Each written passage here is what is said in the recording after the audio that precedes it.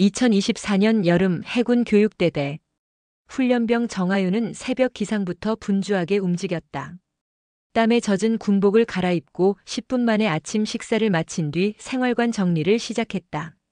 그날은 유난히 기압이 낮았는지 대대 안 공기가 무겁게 내려앉아 있었다. 하윤은 오전 훈련 전 잠깐 화장실로 향했다. 문을 열고 들어가려던 순간 뒤에서 거친 목소리가 들려왔다. 하사에이. 야, 너. 거기서 뭐해? 훈련병이 이렇게 느긋해도 되나? 하윤은 깜짝 놀라 뒤를 돌아봤다. 그리고 곧 그들의 얼굴을 보았다. 3명의 남자 교관, 그중 하나는 훈육관이었다. 훈육관. 따라와. 할 말이 있으니까. 하윤은 순간 망설였다. 훈련 중에 교관이 따로 보자고 하는 건 보통 좋지 않은 신호였다. 그러나 군에서는 상관의 명령을 거부하기 어려웠다. 그들은 하윤을 화장실 문턱에서 붙잡아 후문 쪽 창고로 끌고 갔다. 창고 문이 쾅 하고 닫히자 좁은 공간 특유의 곰팡내가 코를 찔렀다. 훈육관이 하윤의 군복을 위아래로 훑어보며 말했다. 훈육관. 군복이 이렇게 몸에 잘 맞네. 여자라서 좋겠다. 남자들 다 신경 써줄 테니까. 다른 교관이 비웃으며 맞장구 쳤다. 교관 B. 이따 훈련 빼줄 수도 있어. 대신 우리 말 잘 들어. 하윤은 심장이 두근거렸다. 이건 농담이 아니라 위협이다. 직감이 스쳤다. 하윤. 훈육관님, 이런 말씀 부적절하다고 생각합니다. 말이 끝나자마자 교관 B가 비웃더니 하윤의 팔을 거칠게 잡아 끌었다. 순간 뼈의 압박이 느껴졌다. 교관 B. 어디서 말대답이야? 너 군 생활 끝내고 싶어? 하윤의 눈빛이 단단해졌다. 끝낼 사람은 당신들이 될 거예요. 속으로 그렇게 중얼거렸다. 그날 저녁 생활관으로 돌아온 하윤은 침상 위에서 몰래 휴대폰을 꺼냈다.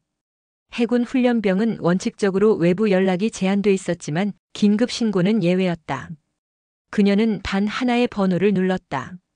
고모. 수화기 너머 낮고 묵직한 목소리가 들려왔다. 고모. 하윤아, 무슨 일 있니? 하윤. 고모, 저 오늘 화장실 앞에서 끌려갔어요. 잠시 정적. 그리고 단호한 한마디가 날아왔다. 고모. 내일 아침 기지에 폭풍이 불 거다. 밤이 깊어갔다. 창문 밖 바다는 평온했지만 하윤의 가슴속은 폭풍우가 몰아쳤다. 그녀는 오늘 있었던 모든 일을 시간 순서대로 노트에 적기 시작했다. 말투, 표정, 손동작까지 세세히 기록했다. 하윤 속마음. 내가 고모를 움직이게 했으니 이제 증거는 내 몫이야. 하윤의 고모 정혜림 중장. 해군 참모총장 직속 비서실 출신이며 현재는 대한민국 해군 참모총장 그 자체였다. 군 전체에서 그녀의 이름은 전투함보다 무겁다는 말이 있었다. 그날 밤 해림 중장은 비상 호출망을 가동했다. 해림 중장. 내 조카를 건드린 부대 내일 아침 6시까지 전원 대기. 해병대군 사경찰 헌병단 전부 투입한다. 새벽 4시. 기상나팔이 울리기 전 하윤은 이미 일어나 있었다. 군화끈을 조여매며 스스로 다짐했다.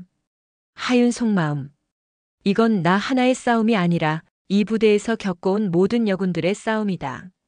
그녀는 오늘 부대가 흔들릴 장면을 목격하게 될 줄 몰랐다. 새벽 5시 40분.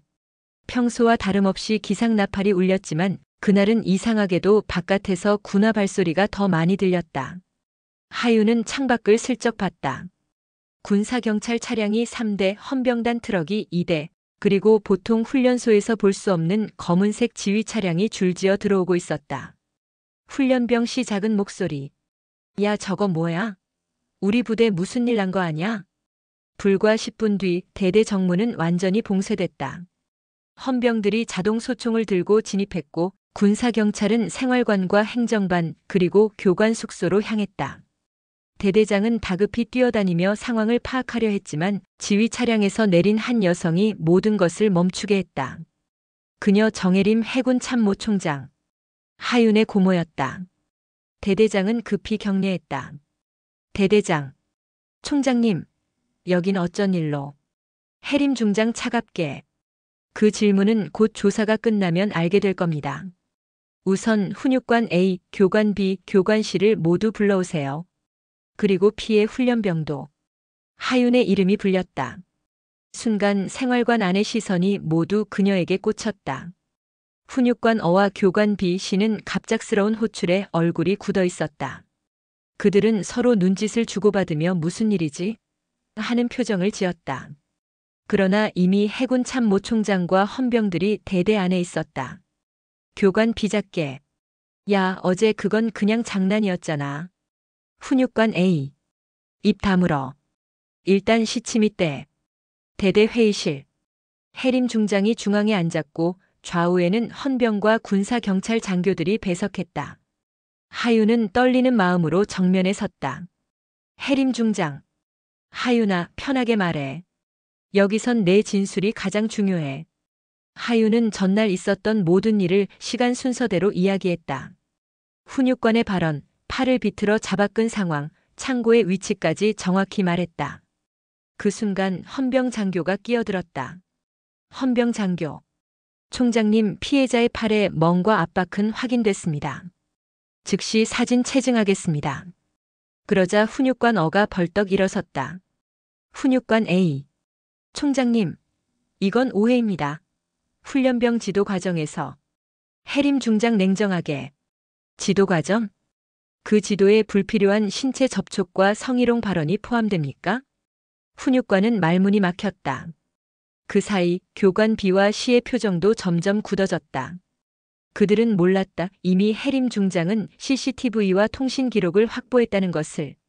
지휘 차량에서 가져온 노트북이 회의실 중앙에 놓였다. 화면에는 전날 화장실 앞에서 하윤을 가로막는 교관들의 모습이 그대로 재생됐다. 팔을 거칠게 잡아 비트는 장면까지 모든 게 담겨 있었다. 순간 회의실 공기가 얼어붙었다. 훈육관 어의 얼굴은 창백해졌고 교관 B는 고개를 숙였다. 해림 중장. 본거는 즉시 군사경찰로 인계한다. 3명은 조사 종료 시까지 구금하며 피해자 보호 조치를 최우선으로 시행한다. 대대장은 식은땀을 흘리며 대답했다. 대대장. 예, 알겠습니다. 조사가 끝나고 해림 중장이 하윤을 따로 불렀다. 해림 중장. 잘했다, 하윤아. 하지만 이건 시작에 불과하다. 내가 원한다면 난 끝까지 간다. 하윤은 고개를 끄덕였다. 하윤. 저도 끝까지 가고 싶어요. 저뿐 아니라 다른 피해자들이 숨지 않도록. 그날 그녀는 처음으로 진짜 싸움의 시작을 느꼈다. 아침 조회가 끝나자 훈련소는 평소와 전혀 다른 분위기에 휩싸였다. 정문에는 여전히 군사경찰 초소가 세워져 있었고 모든 출입 차량은 철저히 검사받았다. 부대원들 사이에서는 무슨 큰일이 났다는 소문이 순식간에 퍼졌다. 훈련병 뒤 속삭이며 야, 들었어? 어제 헌병이 교관들 잡아갔다던데? 훈련병 2. 응, 근데 그 피해자가 해군 참모총장 조카라던데? 이름이 오르내리는 것만으로도 하윤의 심장은 두근거렸다. 하지만 이제는 숨지 않기로 결심했다. 하윤은 조사실에 다시 불려갔다. 이번에는 사건 당일 외에도 평소 교관들의 언행과 분위기를 묻는 질문이 이어졌다. 군사경찰 장교. 혹시 비슷한 피해를 당한 다른 훈련병이 있었나요? 하윤. 있었어요. 다만 그 애들은 무서워서 말도 못했죠. 신고하면 군 생활 끝난다고 협박받았거든요. 군사경찰은 빠르게 메모를 했다. 그 말은 추가 피해자 가능성을 뜻했다. 그날 저녁 헌병 초소로 한 훈련병이 몰래 찾아왔다. 손에는 깨끗하지 못한 붕대가 감겨 있었고 얼굴에는 두려움이 서려 있었다. 훈련병 F. 저도 신고하고 싶습니다. 헌병. 왜 이제야 말하죠? 훈련병 F. 저도 창고에서 맞았어요. 그 사람들 저를 장난감처럼 다뤘습니다. 그 순간 군사경찰은 사건을 단일 사건이 아닌 조직적 폭력 및 성희롱 사건으로 분류했다. 중대장과 대대장은 서로 책임을 떠넘기기 바빴다. 중대장. 나는 몰랐다니까. 훈육관이 알아서 한 거야. 대대장. 그걸 모른 게 더 문제야. 내부하잖아. 해림 중장은 이 모든 상황을 보고받고 있었다. 그녀는 짧게 한마디만 했다. 해림 중장. 모두 관련자다. 숨을 곳은 없다. 사건이 해군 참모 총장 귀에 들어갔다는 소식은 순식간에 군 상부로 전해졌다. 심지어 육군본부와 국방부까지 이 사건을 주목하기 시작했다. 왜냐하면 피해자가 장군 직계 가족일 뿐 아니라 다른 부대의 피해 사례와 패턴이 유사했기 때문이다. 밤이 되자 하윤은 침상에 누워 천장을 바라봤다. 교관들에게 당하던 순간이 여전히 생생했다. 하지만 이제는 그 기억이 단순한 공포가 아니라 분노와 목적으로 바뀌고 있었다. 하윤 속마음. 나만을 위한 싸움이 아니야. 누군가는 이 악순환을 끊어야 해. 다음 날 오전 6시. 부대 전역에 비상 소집령이 내려졌다. 모든 장병은 대대 연병장에 집합했다. 멀리서 헌병들이 줄지어 서 있었고 지휘 차량 옆에는 정혜림 해군 참모총장과 특수전 사령부 장성이 나란히 서 있었다. 그리고 마이크를 잡은 해림 중장이 첫 마디를 꺼냈다. 해림 중장. 이 부대에서 벌어진 모든 사건은 오늘부로 공식 수사에 들어간다. 은폐 시도는 곧 범죄다. 우리는 끝까지 간다.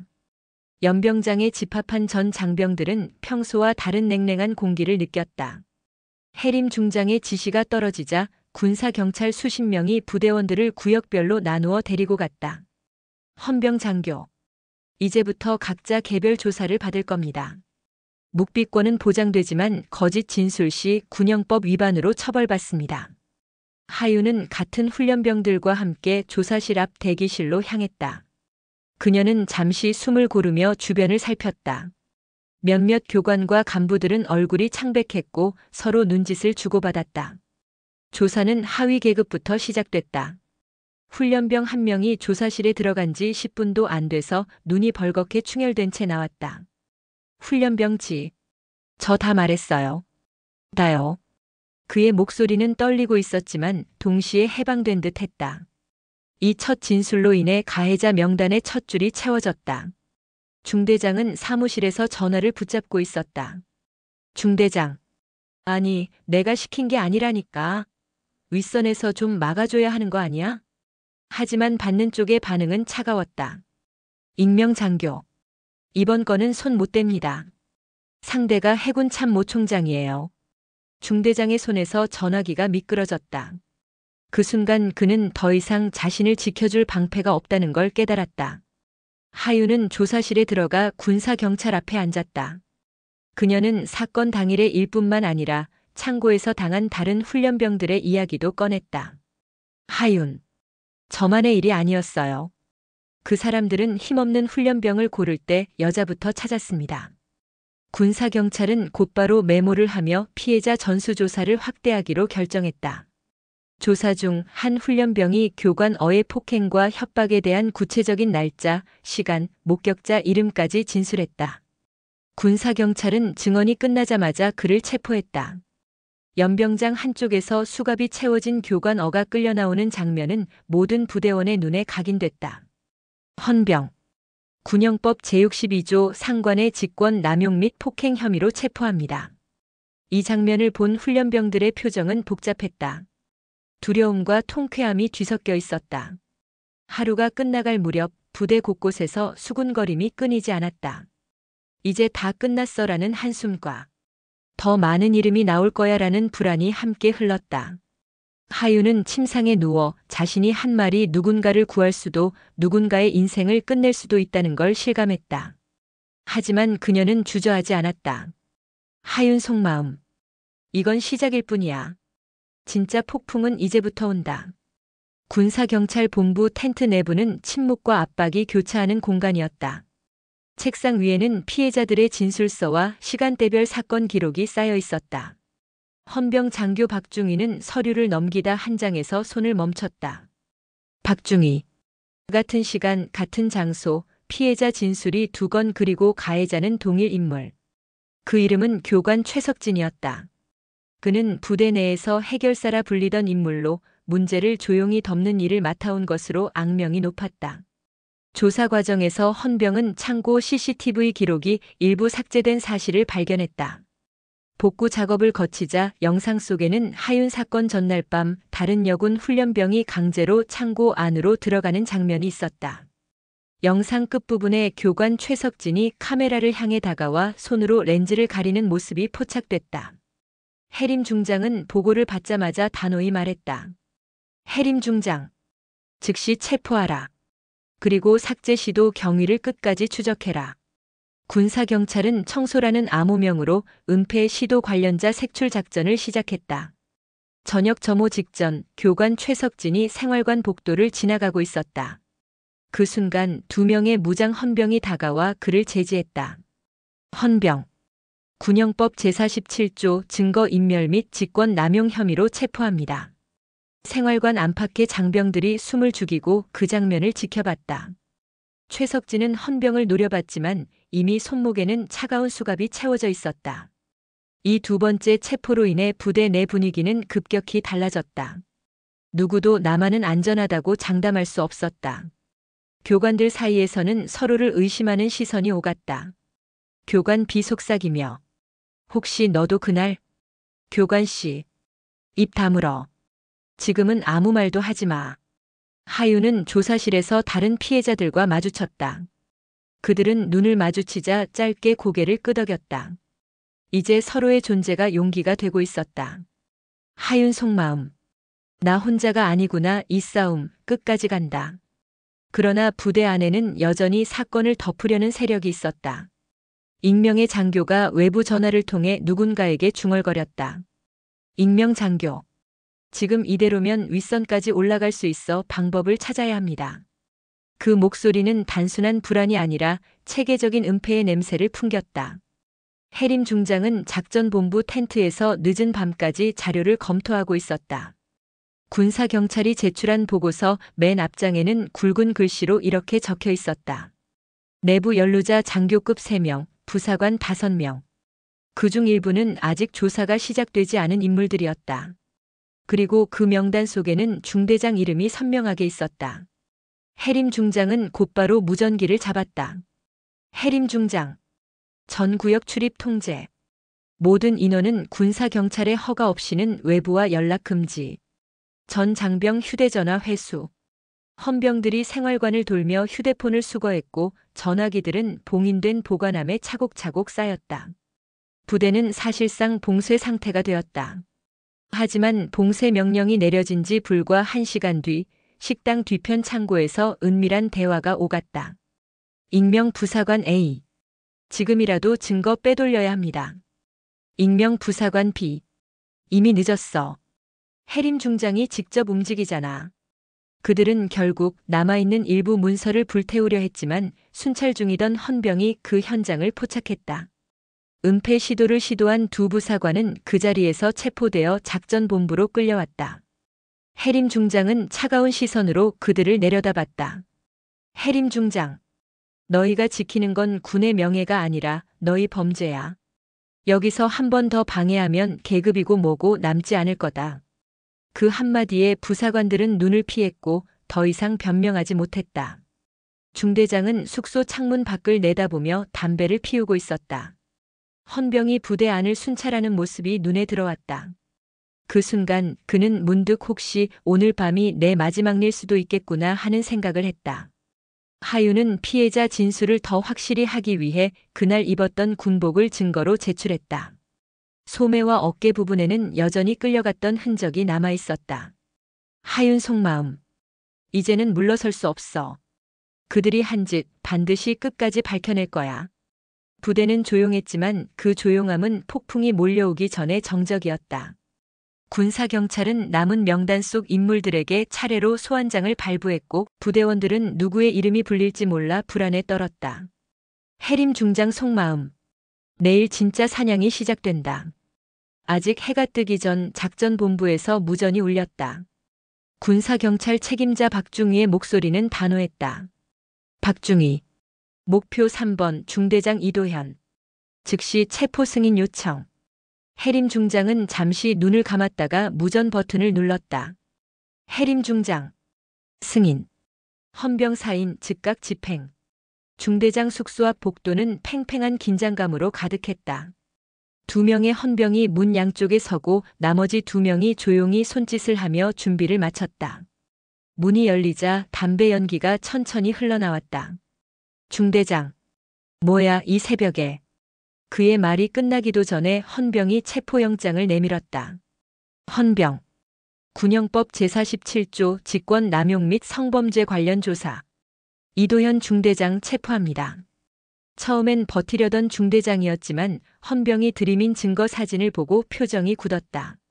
사진 속에는 그가 하윤을 끌고 가던 장면이 뚜렷하게 찍혀 있었다. 중대장 작게 중얼.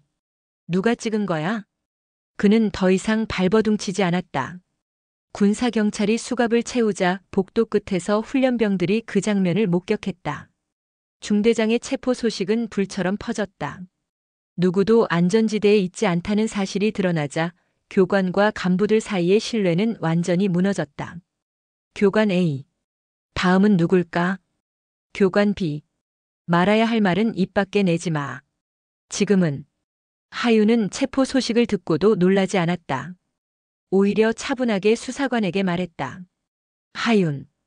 그가 한 말과 행동 모두 진술서에 기록되어 있습니다. 다음 사람도 곧 잡히겠죠. 그녀의 목소리에는 두려움 대신 확신이 담겨 있었다. 해림 중장은 전 부대원 대상 방송을 지시했다. 해림 중장. 이번 사건은 결코 덮이지 않는다. 범죄자는 계급과 관계없이 모두 법 앞에 설 것이다. 이 짧은 메시지는 부대 안에 또 다른 파장을 일으켰다. 이제 숨기려는 자들보다 진실을 말하려는 자들이 늘어나기 시작한 것이다. 그날 밤 군사경찰의 소환 명단에는 또 다른 장교 2명의 이름이 추가됐다. 해림 중장은 서류를 덮으며 낮게 중얼거렸다. 해림 중장. 이제 절반은 잡았다. 나머지도 끝까지 간다. 중대장이 체포된 다음 날 한 하사관이 조용히 군사경찰 사무실 문을 두드렸다. 그는 들어서자마자 문을 잠그더니 두꺼운 서류 봉투를 책상 위에 올려놓았다. 하사관. 저도 이참에 말하겠습니다. 지난달에도 비슷한 일이 있었습니다. 봉투 안에는 훈련병 피해 진술서 사본과 내부 CCTV 캡처 사진이 들어있었다. 그 사진 속에는 또 다른 교관이 훈련병을 어두운 창고로 끌고 가는 모습이 찍혀 있었다. 하사관의 용기를 시작으로 하루 동안 5명이 더 진술을 요청했다. 그중 1명은 평소 과묵하기로 유명한 조리병이었다. 조리병. 저도 봤습니다. 저녁 배식 끝나고 훈련병 1명이 울면서 생활관으로 들어갔습니다. 그의 증언은 날짜와 시간이 정확했고 다른 증언과 일치했다. 해림 중장은 이 흐름을 놓치지 않았다. 그는 군사방송으로 짧지만 강한 메시지를 보냈다. 해림 중장. 진실을 말하는 자는 보호받는다. 침묵하는 자는 공범으로 간주한다. 이 선언은 부대 안을 흔들었고 더 많은 입을 열게 만들었다. 하윤은 수사관의 요청으로 피해자 보호 인원 중 1명이 되었다. 그녀는 직접 증언자들을 만나 자신이 겪은 일을 공유하며 용기를 북돋았다. 하윤. 저도 처음엔 두려웠어요. 그런데 1명이 말하면 2명이 되고 결국 진실이 됩니다. 그녀의 진심 어린 말에 또 1명의 훈련병이 손을 들었다. 하지만 그 와중에도 남은 은폐 세력은 가만히 있지 않았다. 한 소대장은 밤에 몰래 고발자들의 침상 근처를 서성이며 위협적인 시선을 보냈다. 그러나 그 장면은 사령부에서 설치한 추가 CCTV에 그대로 녹화되고 있었다. 다음 날 아침 그 소대장은 군사경찰에 의해 전격 체포됐다. 사건은 더 이상 조용히 묻힐 수 없었고 부대 전체가 누가 다음으로 잡힐까 하는 공포에 잠겼다. 부대 안에서는 이미 신뢰할 수 있는 인물과 의심받는 인물이 뚜렷하게 갈리고 있었다. 해림 중장은 지도를 펴놓고 혐의가 확실한 인물들의 위치를 표시했다. 해림 중장 속마음. 곧 끝난다. 하지만 그 전에 더 큰 놈이 있다. 연속적인 체포에도 불구하고 사건의 뿌리는 쉽게 드러나지 않았다. 해림 중장은 신문 보고서를 다시 훑으며 생각에 잠겼다. 해림 중장 속마음. 이렇게 많은 범죄가 조직적으로 은폐됐다는 건 누군가 위에서 지휘했다는 거다. 그 순간 한 장의 이름이 눈에 들어왔다.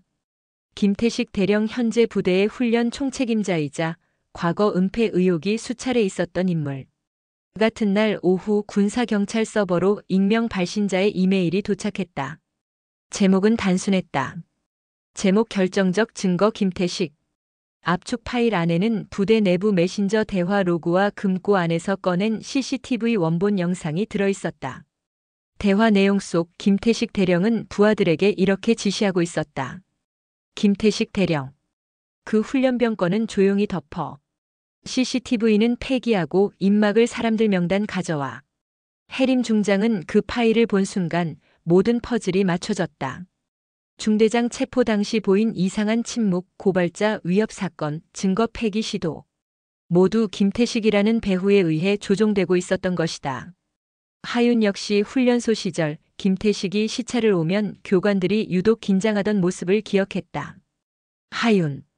그 사람 다른 간부들보다 더 무서워했어요. 이유가 있었군요. 해림 중장은 김태식을 법적으로 잡기 위해 위장보고 작전을 지시했다. 군사경찰은 일부러 새로운 피해자가 진술하려 한다는 가짜 정보를 흘렸다. 그리고 미리 설치한 감청 장비로 김태식의 반응을 기다렸다. 그날 밤 김태식은 부하에게 전화를 걸었다. 김태식 대령. 그 훈련병 오늘 밤에 다른 부대로 보내. 내일이면 소문도 사라질 거야. 이 통화 내용은 법적으로 완벽한 증거가 되었고 동시에 그를 현행범으로 잡을 기회가 되었다. 해림 중장은 즉시 지시를 내렸다. 해림 중장. 목표 김태식 위치 확인. 모든 출구 봉쇄 군사경찰 전원 대기. 곧 김태식의 숙소 앞에 군사경찰 차량 3대가 도착했고 장병들이 포위망을 좁혔다. 김태식은 그제야 자신이 덫에 걸린 걸 깨달았다. 문이 열렸을 때 김태식은 서류 가방을 쥔 채 얼어붙은 표정이었다. 그 가방 속에는 뇌물 장부와 증거 은폐 지시문이 가득 들어 있었다. 김태식 대령. 누가 나를. 헌병. 당신이 그들에게 한 짓과 똑같이 누군가 당신을 지켜보고 있었죠. 군사경찰 지휘관이 무전기를 잡았다. 군사경찰 지휘관. 목표 확인. 작전 개시. 불과 30초 만에 김태식 대령의 숙소 문이 강제로 열리고 완전 무장한 군사경찰이 들이닥쳤다. 김태식은 반쯤 잠옷 차림에 손에는 아직도 서류 가방을 움켜쥐고 있었다. 헌병. 김태식 대령, 당신을 군형법 제92조와 직권남용, 증거인멸 혐의로 체포합니다. 김태식은 체포 순간까지도 목소리를 높였다. 김태식 대령. 내 놈들이 감히 나를? 내가 누군지 알아. 그는 전화기를 집어들었지만 이미 회선은 차단되어 있었다.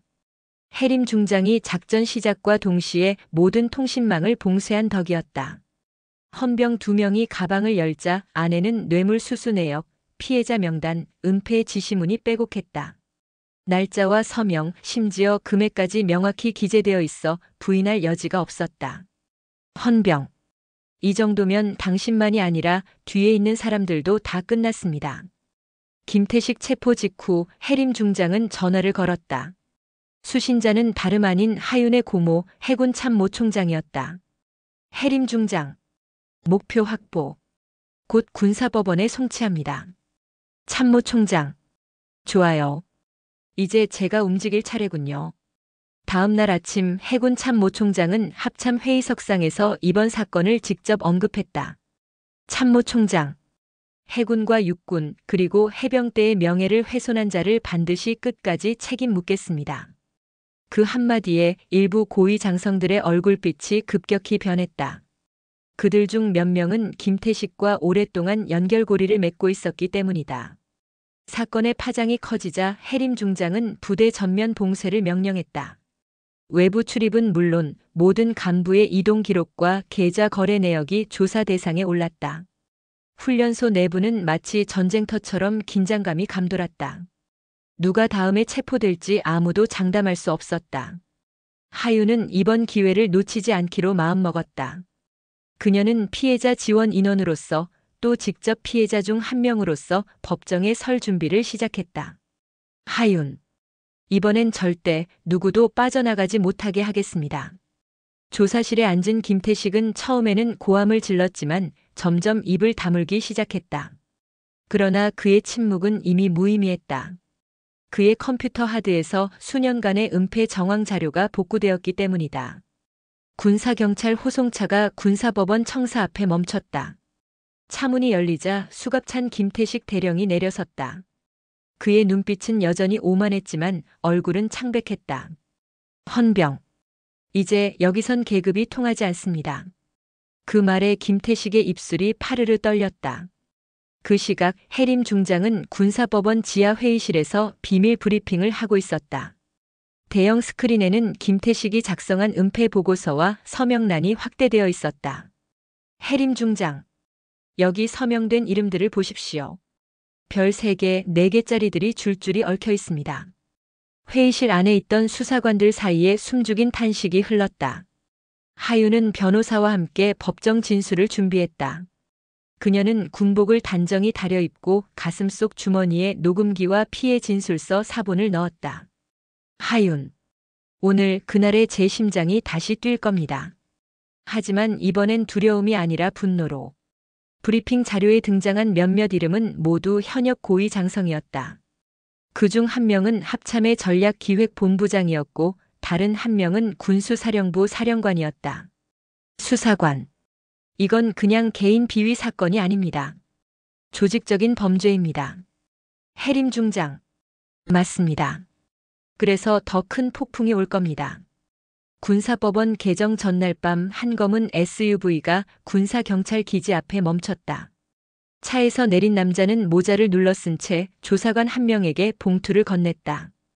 의문의 남자. 이 안엔 상부의 지시문이 있습니다. 조심히 다루십시오. 봉투 안에는 재판 증인 리스트와 증거 은폐를 시도한 문건이 들어있었다. 그 문건의 맨 마지막 서명은 별 4개의 이름이었다. 해군 참모총장은 이 소식을 듣자마자 국방부 장관에게 직통 전화를 걸었다. 참모총장. 장관님, 이 사건은 더 이상 군 내부에서만 처리할 수 없습니다. 민간 검찰과 합동수사가 필요합니다. 그 단호한 목소리는 마치 전시작전 명령처럼 부대 안팎을 압박했다. 재판 당일 아침 군사법원 앞에는 기자들과 카메라가 가득했다. 하윤이 군사경찰의 호위를 받으며 건물 안으로 들어서자 셔터 소리가 쏟아졌다. 그 순간 김태식은 잠시 고개를 숙였다. 그의 표정은 더 이상 오만이 아니었다. 그건 두려움이었다. 첫 증인석에 선 하윤은 차분히 입을 열었다. 하윤. 저는 오늘 단순히 한 개인의 범죄가 아니라 이 조직이 어떻게 침묵을 강요했는지를 증명하러 나왔습니다. 그 한마디가 법정 안의 공기를 바꾸었다. 그리고 아직 드러나지 않은 이름들이 머지않아 세상에 나올 것이 예고되었다. 군사법원 법정. 방청석에는 군장교, 기자, 군사 전문 변호사들이 빽빽이 앉아 있었다. 하윤이 첫 증인으로 자리하자 법정의 공기가 무겁게 가라앉았다. 재판장. 증인은 본 사건의 피해자로서 사실대로 증언할 의무가 있습니다. 거짓 증언 시 위증죄로 처벌됩니다. 명심하시기 바랍니다. 하윤은 고개를 끄덕였다. 손바닥이 땀으로 젖었지만 목소리는 떨리지 않았다. 하윤. 사건은 3월 14일 22시 17분 제 생활관 근처 화장실 앞에서 시작되었습니다. 그녀의 첫 문장은 법정의 모든 시선을 사로잡았다. 하윤이 가방에서 꺼낸 작은 녹음기를 재판장 앞으로 밀었다. 그 안에는 그날 밤 교관 김태식의 목소리, 욕설, 그리고 위협이 고스란히 담겨 있었다. 재판장이 재생 버튼을 누르자 법정의 거친 목소리가 울렸다. 김태식의 음성. 네가 여자라는 거 여기서 아무 소용없는 거 알지? 따라와. 방청석에서 숨죽인 탄식이 터졌다. 기자들의 손이 분주히 움직였다. 군 검찰관은 증거 자료를 넘기며 날카롭게 말했다. 검찰관. 피고인은 피해자를 강제로 끌고 가 물리적 폭행을 가하고 명백한 성적 모욕을 했습니다. 더 나아가 사건 은폐를 위해 상관과 공모한 정황이 포착됐습니다. 김태식의 변호사는 반박하려 했지만 검찰의 증거 목록은 길고 촘촘했다.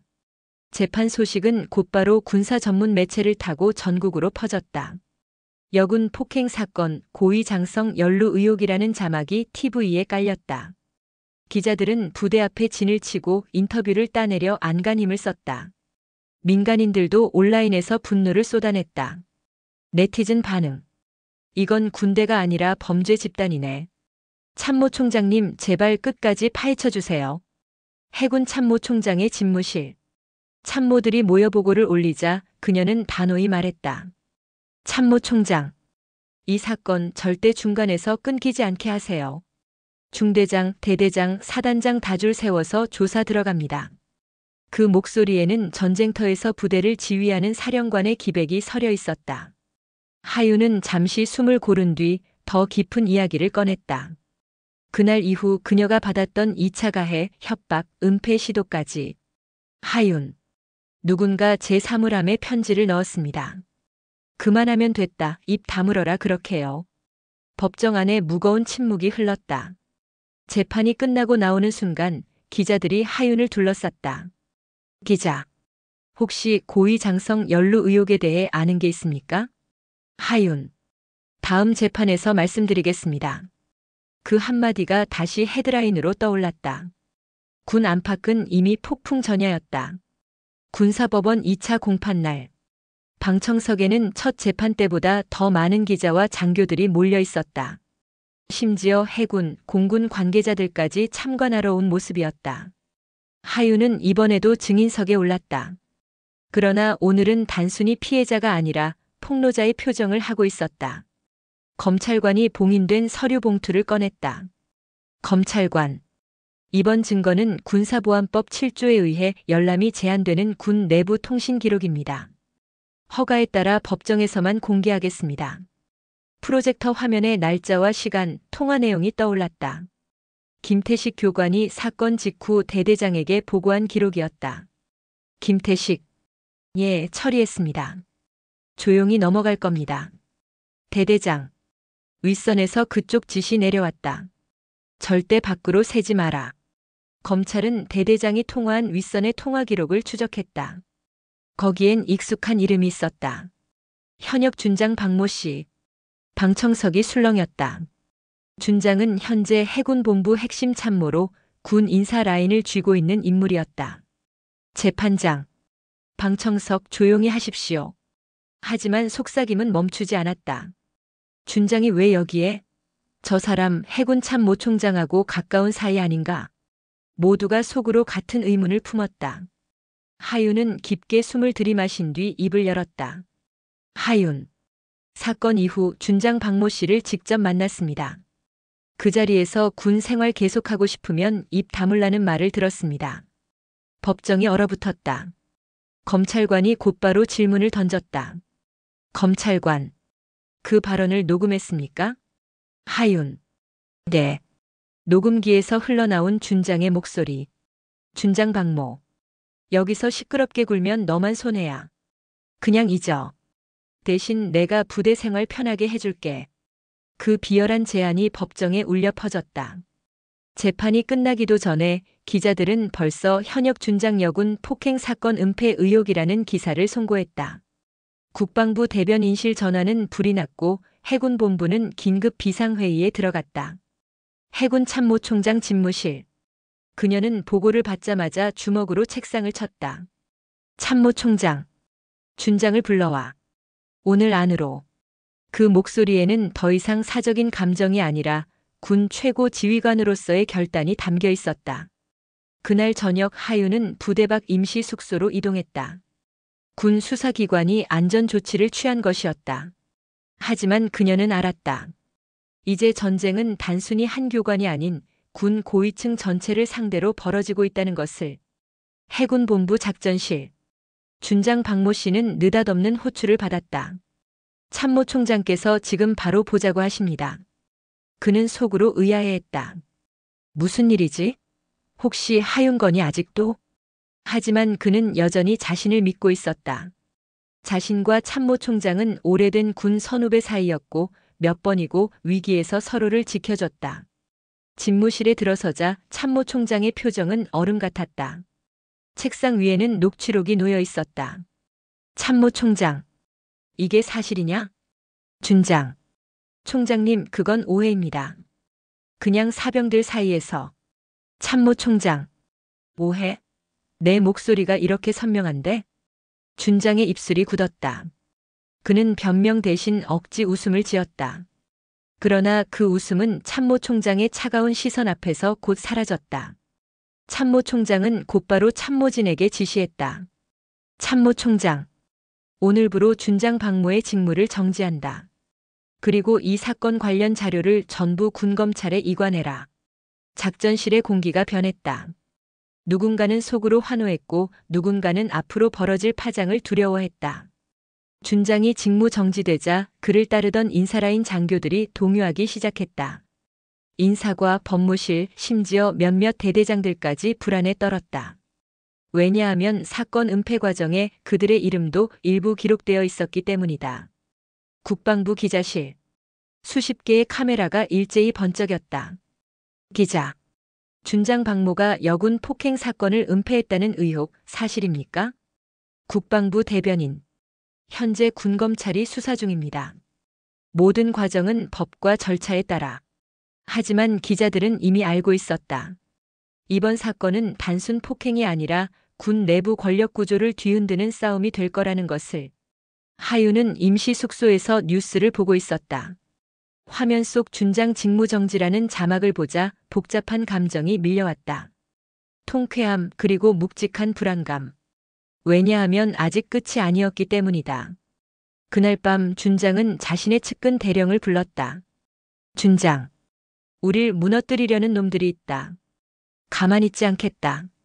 증거를 다 없애. 그리고 그 여군 위치를 알아내. 그 한마디에 이미 수사기관이 보호 중인 하윤의 신변이 위협받기 시작했다. 한편 참모총장은 하윤과의 비밀 면담을 준비했다. 그녀는 고모로서의 감정과 군 지휘관으로서의 책임을 모두 짊어지고 있었다. 참모총장.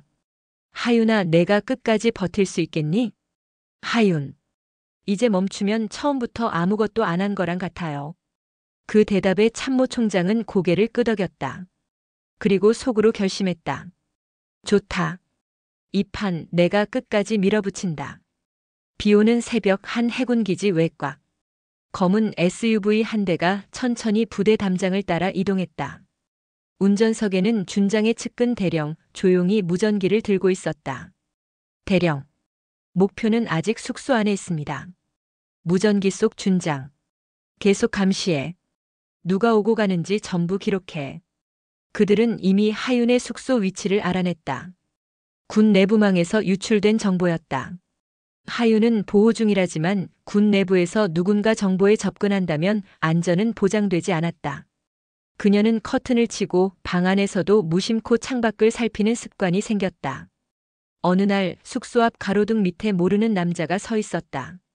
그는 담배를 피우다 하윤과 눈이 마주치자 천천히 뒷골목으로 사라졌다. 등골이 서늘해졌다. 해군본부 비밀회의실.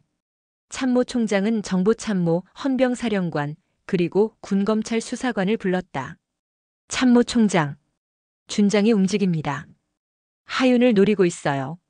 모든 이동 경로에 헌병 배치하고 감시선을 강화하세요. 헌병사령관은 고개를 끄덕였지만 속으로는 걱정이 깊어졌다. 준장은 아직 인맥이 많습니다. 내부 누설을 막기 어렵습니다. 그날 밤 하윤의 숙소 뒷문 손잡이가 미세하게 돌아갔다. 찰칵. 하윤은 숨을 죽였다. 문이 열리려는 순간 갑자기 경보음이 울렸다. 헌병 2명이 달려와 침입자를 제압했다. 그는 민간인 신분증을 가진 남자였지만 휴대폰에는 준장 측근들과의 통화 기록이 남아 있었다. 다음 날 대령이 보고하자 준장은 책상을 내리쳤다. 준장. 이렇게 무능해서야. 저 여자 하나 못 잡아서 무슨 작전을 하겠어. 그의 분노는 점점 위험한 선택으로 이어졌다. 이제 그는 은밀히 민간 브로커까지 끌어들여 사건을 무마할 다른 방법을 모색하기 시작했다. 하윤은 더 이상 숨기만 해서는 안 된다고 느꼈다. 그녀는 수사관에게 말했다. 하윤. 저를 미끼로 쓰세요. 대신 주변 안전만 보장해 주세요. 수사관은 놀랐다. 위험합니다. 하지만 하윤의 눈빛은 단호했다. 그날 밤 하윤의 숙소 옆 창고에 작은 감시 카메라가 설치됐다. 헌병 특수팀이 은밀히 매복했다. 그리고 어둠 속에서 다시 발걸음이 다가왔다. 하윤의 숙소 옆 창고. 어둠 속에서 헌병 특수팀 6명이 숨을 죽였다. 이어폰으로 전해지는 건 서로의 숨소리뿐이었다. 바깥에는 비가 내리기 시작했고 그 빗소리가 마치 누군가 발을 옮기는 소리처럼 울렸다. 헌병대장. 모두 위치 고정. 신호 오면 즉시 제압. 하윤은 숙소 안 불을 끈 채 작은 휴대용 무전기를 손에 쥐고 있었다. 새벽 1시 17분. 창고 뒤쪽 울타리를 넘어 2명의 그림자가 들어왔다. 한 명은 검은 우비를 입고 있었고 다른 한 명은 모자를 깊게 눌렀었다. 그들은 숙소 창가로 바짝 다가가더니 조심스레 커튼을 들추려 했다. 하윤은 무전기에 대고 낮게 말했다. 하윤. 2명 창가 쪽. 움직임 시작. 그 순간 창고 문이 열리며 헌병들이 동시에 튀어나왔다. 군사경찰이다. 움직이지 마. 순식간에 그림자 2명이 땅에 눕혀지고 손목에 케이블 타이가 채워졌다. 그들의 얼굴이 드러나자 현장에 있던 수사관이 눈을 크게 떴다. 수사관.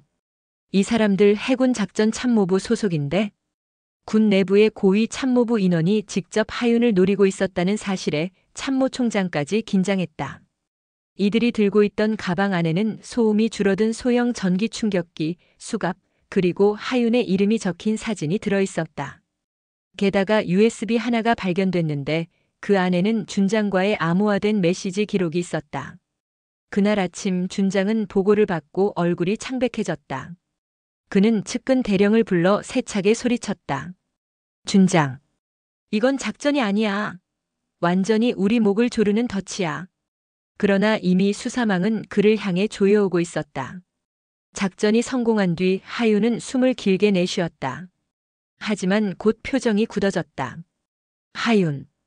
이제 시작이에요. 준장이 직접 나서게 될 겁니다. 그녀의 말대로 다음 단계는 더 위험하고 치명적이었다. 이제는 배후에 더 큰 손이 움직이기 시작할 차례였다. 헌병사령부의 수사보고가 참모총장 책상 위에 올라갔다. 준장이 지휘하던 부대 일부 간부들이 하윤 납치 계획에 직접 연루됐다는 사실이 명확해졌다.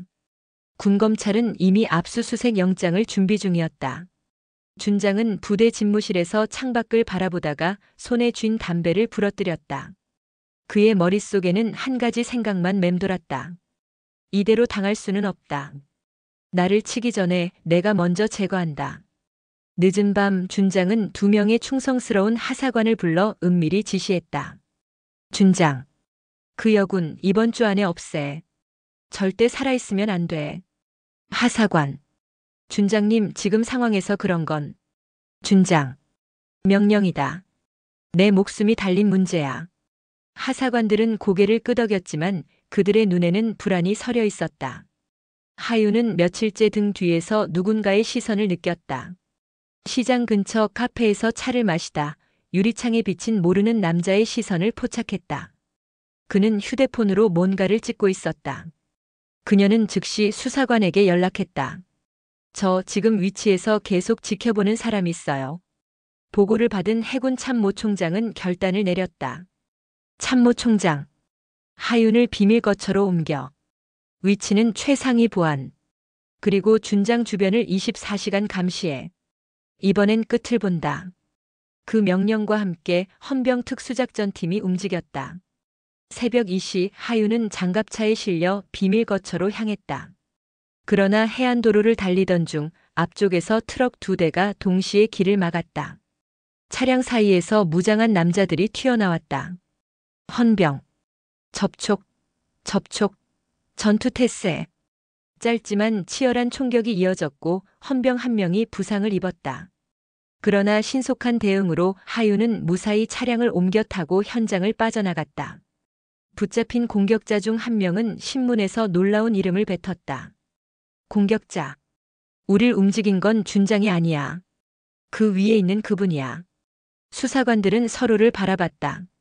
그분이라는 표현은 군 내부에서 특정 고위 인사를 지칭할 때 쓰이는 말이었다.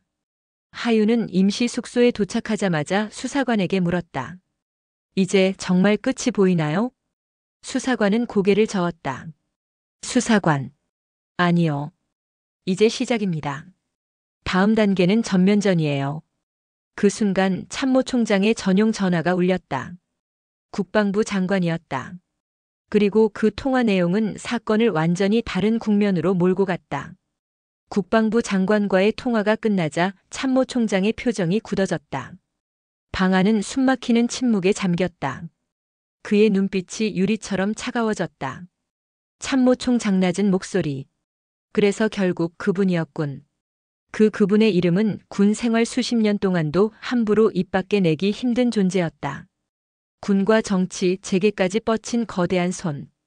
그 권력은 대통령조차 쉽게 건드리지 못했다. 같은 시각 준장은 한 통의 암호문을 받았다. 내일 23시 해안 제3창고. 혼자. 그는 그것이 그분의 호출임을 직감했다. 밤이 되어 그는 군복 대신 민간 옷차림으로 창고로 향했다. 바닷바람이 거칠게 불었고 창고 안은 어둠 속에 잠겨 있었다. 그곳에 양복 차림의 중년 남자가 서 있었다.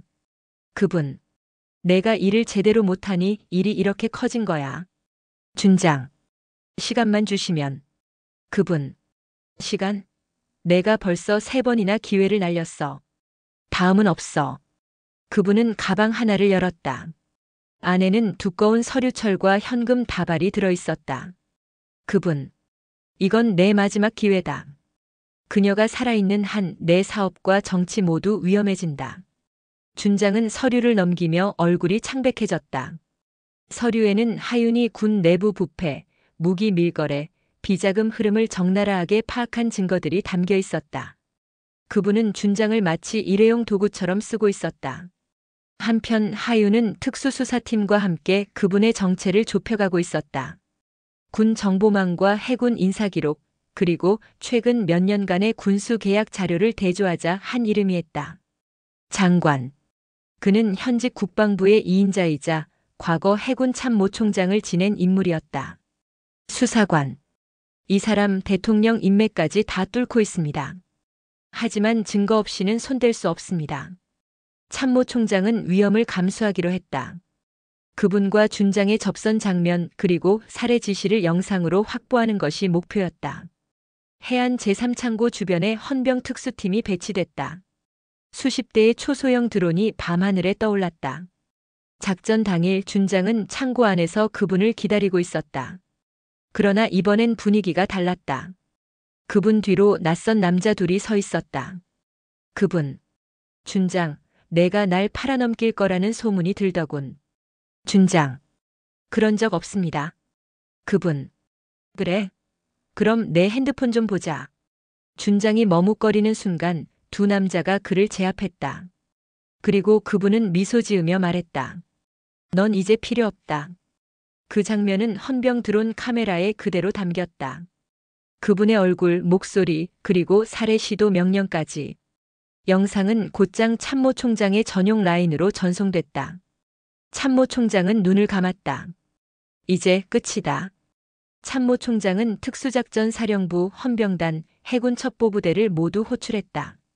모니터에 해안 제3창고 실시간 영상이 뜨고 모든 통신망은 암호화 채널로 전환됐다. 참모총장. 지금부터 작전명 붉은 봉인을 발동한다. 목표는 장관 및 준장 체포, 증거물 압수다. 실패 시 전원 군법회에 감수해라. 이 명령이 떨어진 순간 부대 전체의 공기는 바뀌었다. 누구도 물러서지 않았다. 세 방향에서 장갑차와 무장 헌병 차량이 창고로 집결했다. 해군 특수잠수부대 SEAL는 해안 수로를 통해 몰래 진입했고 헬기 2대가 상공에서 원을 그리며 조명을 비췄다. 창고 주변은 완벽히 봉쇄됐다. 달빛 아래 군화 발걸음 소리만이 날카롭게 울렸다. 그분은 창문 틈으로 이상한 움직임을 감지했다. 준장을 발로 차 밀어붙이며 욕설을 내뱉었다. 그분. 내가 불렀군 미친놈아. 준장. 아닙니다. 저는. 그때 금속문이 폭발음과 함께 날아갔다. 검은 복면을 쓴 특수부대원들이 순식간에 들이닥쳤다. 작전 지휘관. 장관, 당신은 군사 내란 및 살해교사 혐의로 체포합니다. 저항시 사살 명령이 떨어져 있습니다. 그분은 잠시 미소를 지었다. 그러나 특수부대원 6명이 동시에 무기를 겨누자 천천히 두 손을 들었다. 혼란 속에서 준장은 허리춤에 권총을 꺼내 들었다. 모두가 그를 겨눴다. 그러나 그는 그분이 아닌 자신 턱 밑에 총구를 갖다 댔다. 준장. 이렇게 끝내느니 차라리. 헬멧을 쓴 헌병이 재빠르게 뛰어와 그의 팔을 꺾고 총을 빼앗았다. 그 순간 그의 눈에서 눈물이 흘렀다. 모든 출입문에 군사기밀 출입금지 붉은 봉인이 붙었다. 압수된 서류와 하드디스크, USB들은 봉투에 담겨 헌병 수송차로 이송됐다. 해군 참모총장은 마지막으로 창고를 둘러봤다. 그리고 조용히 말했다. 참모총장. 이건 시작일 뿐이다. 진짜 전쟁은 이제부터다. 작전이 끝난 새벽 하윤은 고모의 호출을 받았다. 작전 성공 소식과 함께 체포된 그분이 구속영장 청구 대기 중이라는 말이 전해졌다. 하윤은 깊게 숨을 들이마셨다.